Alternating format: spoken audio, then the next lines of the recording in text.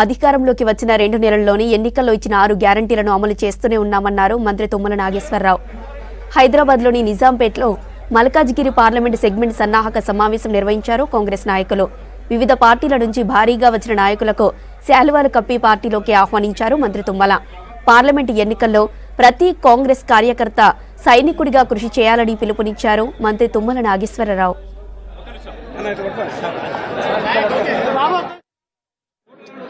వివిధ రంగాలకు సంబంధించినటువంటి ప్రముఖుల యొక్క చేరిక సందర్భంగా ఏర్పాటు చేసినటువంటి నియోజకవర్గ సమావేశానికి రావడం జరిగింది.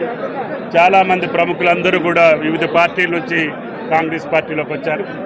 రేపు రాబోయే పార్లమెంట్ ఎన్నికల్లో మల్కాజ్గిరిని గెలిపిస్తామని, రేవంత్ రెడ్డి గారి గౌరవాన్ని ఢిల్లీ స్థాయిలో నిలపడానికి పెద్ద ఎత్తున ఆయన నియోజకవర్గం, ఆయన గెలిచినటువంటి నియోజకవర్గం మల్కాజ్గిరిని మళ్లీ కాంగ్రెస్ పార్టీ అభ్యర్థిని గెలిపించుకోవడానికి మేము సంసిద్ధులుగా ఉన్నట్టుగా నాయకులందరూ, కార్యకర్తలందరూ కూడా ప్రతిజ్ఞ చేశారు. తప్పకుండా భవిష్యత్తులో ఈ నియోజకవర్గ అభివృద్ధి కార్యక్రమాలను కానీ, పార్టీ కార్యక్రమాలను సమన్వయం చేసే అవకాశం ఇచ్చినటువంటి ముఖ్యమంత్రి గారికి ధన్యవాదాలు తెలియజేస్తా. తప్పకుండా కుత్బుల్లాపూర్ నియోజకవర్గంలో భారీ మెజారిటీని కాంగ్రెస్ పార్టీకి తీసుకురావాల్సిందిగా కార్యకర్తలకి, నాయకులకు చెప్పడం జరిగింది.